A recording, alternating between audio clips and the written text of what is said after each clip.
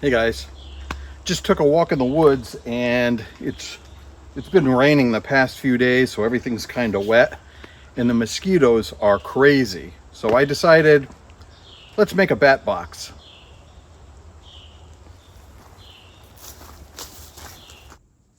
If you don't know what a bat box is, it's just a box that bats live in. So it's sort of like a birdhouse for bats. So if you make it according to the right dimensions and you put it in an attractive location for bats, they'll be attracted to it. They'll move in, and having bats living outside of your house rather than in your attic is great if you have a garden. Keeps the bugs down. If you have a mosquito problem, if you have water on your property, we have a creek in the back. We're going to be putting in a small pond.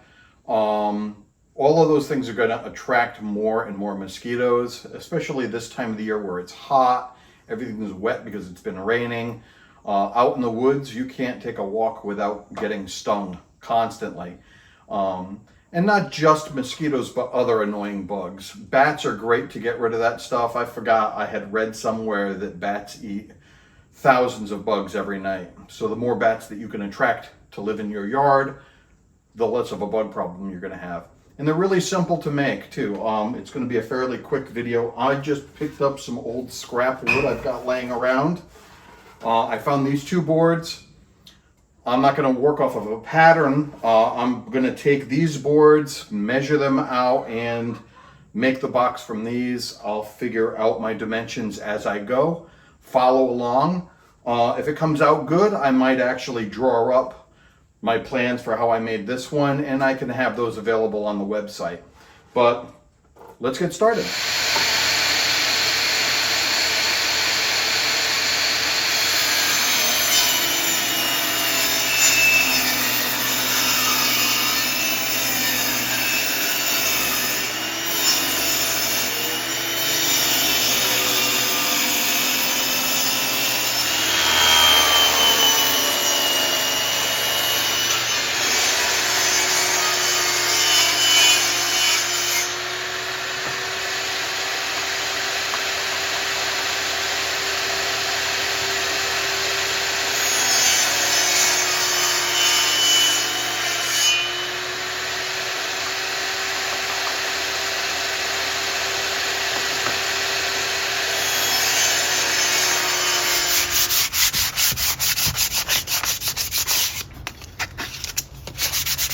Okay, so I finished cutting out all of the pieces and sanding them down a little bit.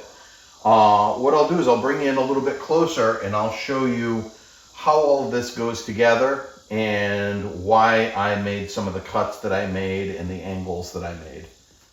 Okay, we're going to start with this piece here. This is the back of the bat house. I cut this at a 10-degree angle at the top because it's going to have a roof coming off of it. And I cut about a 1/4 inch deep slots every 2 inches running across this. It almost makes it into a ladder so that the bats can climb up into the bat house. But that's why these slots are here. Okay, the next pieces are the sides. And the side pieces are also cut at a 10-degree angle to match the top of this backboard. And those are going to sit like that. And then this is the front. And the front is also cut at a 10-degree angle at the top. And that sits like this. Okay, and then I have a roof, and I cut the back of it at a 10-degree angle so it all lines up correctly when I put it together. So the roof has about a 1/4 inch overhang or 1/2 inch overhang on either side, and maybe 1.5 inches to 2 inches overhang in the front. And then the last piece is this here. Bats like to crawl into very tight places, and this right here is just way too open. So what this is going to do is get screwed in right here, and it's going to limit the gap that goes up into the box to about 3/4 of an inch. You really don't want it to be bigger than that. Depending on the type of bats you have in your area, you may even want it to be a little bit smaller, or if it's in a windy area, you may want it smaller. 3/4 inches is about as big as you want that to be. And basically what will happen is the bats will fly, land on this ladder, and then climb up through this slot into the box. Now the other thing I did for inside of the box is I have this piece of rat wire that I had laying around in one of the garages. I cut it and bent it to fit, stapled against the inside of the board here and going over the roof, so that as the bats climb in, they can hang from this. It gives them something to grab onto. And also, instead of cutting slots on the front, I gave them just a different texture. I put this wire on the front that they can grab onto. But this gives them kind of a foothold so that they can hang in here. You know how bats hang upside down? They got to grab onto something, and this roof is just way too smooth.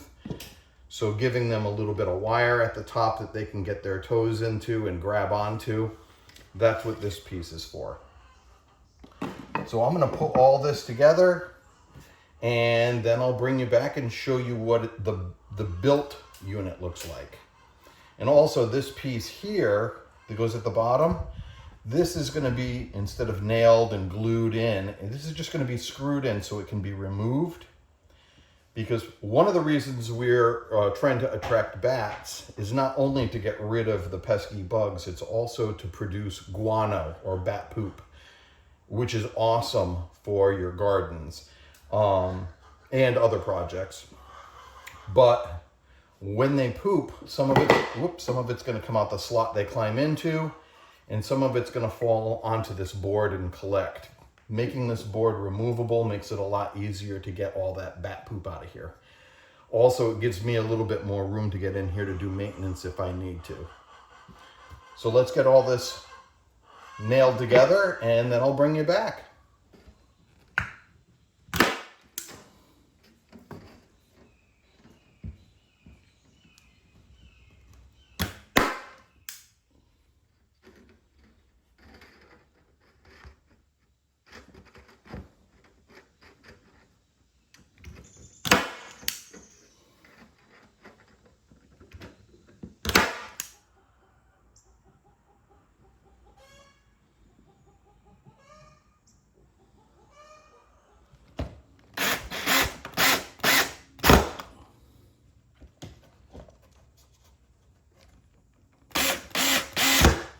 Okay, I just finished putting the sides and the front together onto the back. So that's kind of what it'll look like to the bats. They'll land here and climb up in. I just wanted to stop here and show you that screen. Now this is tacked onto the front as I showed, and it's folded over, and I put a tack 1, 2, 3 into the back to hold it. So it's fairly solid right here. I'm going to put the top right over this, and this will be on the inside for the bats to grab onto. Just wanted to show you that before I closed up the box. Okay, here it is, all finished. See the slot here in the bottom for the bats to get into. And I could call this done as it is. I mean, it's easy enough to whip one of these together that if it falls apart, I just make another one. But I think what I'm going to do is put like a little tin roof on this, and maybe some kind of a bat design on the front. That way, looking at this box, anybody knows what it is. It's not like a box for squirrels, or it's not some weird bird house. It's not a bee swarm trap. This is a bat house, so maybe I'll put a little bat on the front here. And what I'm thinking about doing for the tin roof is just using an old tin can. I'll have to do a little bit of math, based on these measurements. If I find a 4-inch can times pi, 3.14 is, going to be 12 odd inches. If I cut it open, that should be enough to cover the top. If I cut the ends off, cut it up the middle and flatten it out. And then maybe I can put like a pre-rust treatment on it. I'll use like hydrogen peroxide, some salt, and some vinegar just to pre-rust it to get it on here. It'll make the tin can last a little longer. It'll also make this look a little bit more rustic. So let's give that a shot, and we'll see what it looks like done. And then I'll tell you about baiting this to attract bats, and also the best location to mount one of these, the right height and the right direction. Well, it's finished. I ended up putting a coat of urethane on the outside. You don't want to use paint or urethane or anything like that on the inside. You want to keep that all natural if you can. But I wanted to seal it just so the weather doesn't destroy it too quickly. So I just did a clear coat of urethane. It darkened up the wood a little bit. And that's another thing too, depending on where you live. Northern climates, you want to paint your box or stain the box a darker color so that it absorbs more light. You want to keep these boxes warm. And in contrast, if you live down south or someplace where it's always like, you know, very, very hot, you want to keep the box a lighter color so you don't cook the bats that move in. They do, at least where I live, leave in the winter. And that's where I was talking about. All of it's glued together except for this bottom piece. I put a little knob on here just to make it a little easier to pull it out because it's going to get glued together on the inside from bat guano falling on it. But I can take one screw here and one screw from each side out, and this bottom piece will pop off. And that'll allow me to do maintenance, make sure there's no bees nests in here, anything else that may get up into the bat's house aside from bats. We want to keep this cleaned out. So once a year, like in the winter, you do your maintenance. The bats will be out of the house, so you can get in there and do whatever kind of maintenance needs to get done. Clean it all out and then put it together for them to come back in the spring. I wasn't able to use tin cans for the roof. I couldn't find a can big enough. So I ended up just using flashing, and I made a little bat on the front out of the same flashing. Originally, I was going to try to distress the tin by rusting it using a peroxide vinegar salt solution.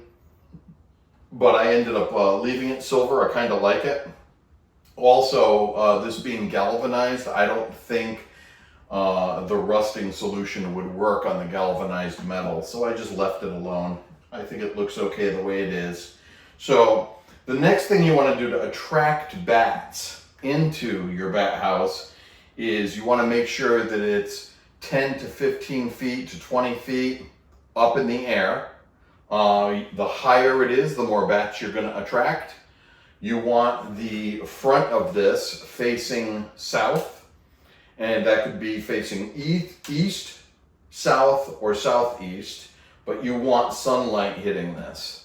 You want at least 6 to 8 hours of sunlight hitting this box. Like I said, they like to stay warm, so you don't want to put it someplace that's shaded, someplace that's going to get some sunlight. Put it someplace where there are bugs or mosquitoes. I had mentioned that bats eat mosquitoes. I looked it up. They eat anywhere from 5,000 to 10,000 mosquitoes a night. So somewhere near a water source, somewhere where there are light-colored flowers, white flowers preferably, because bugs are attracted to white flowers at night, and that's when the bats are going to come out and come hunting. So that's another thing to attract bats to the house. You don't want to mount this to a tree, typically, because other animals, like raccoons, can climb up that tree, get their paws up here and try to attack your bats. You don't want that. So you can either put this on a pole, you can mount it to a building. I'm going to be mounting it to the peak of one of our garages that faces southeast. It's right next to our stream.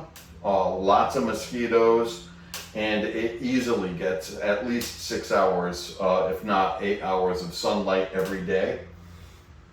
Now, as far as baiting the trap to attract bats, that's kind of controversial whether it works or doesn't work. But if you can get your hands on bat guano, like if you already have a bat house or you know where there are bats, if you can get your hands on bat poop, mix it with water and spray the interior or the ramp of the bat house, supposedly that lets them know that this is some place for them to go into. Some people say it works, some people say it doesn't work. Other people say you can take an apple and rub an apple on the ramp because bats are attracted to fruity smells and sweet smells. Again, I don't know if that really works. I know I have bats in our area, and I know if I hang something that meets the criteria of put it high, put it where it's going to be warm, facing either south, southeast, or east, making sure there's plenty for the bats to eat, making sure that they're not worried about being attacked by stuff. If you meet all of those basic criteria, there's a very good chance that in the first year you're going to get a few bats, and by the second year you're going to have a full box. And you can at that point decide to either make a bigger one, make more, or maybe one box is good enough for you. I'm going to go get this mounted, and I'll show you what it looks like mounted. Well, I've got the bat house mounted at the peak of our garage, right under our weather station. Hopefully it does well there, and we get some bats in there in no time. I'll keep everybody up to date. We'll post on social media when we have our little flying furry buddies moving in. But if you have any tips or tricks or suggestions about bat houses, make sure to leave them in the comments below.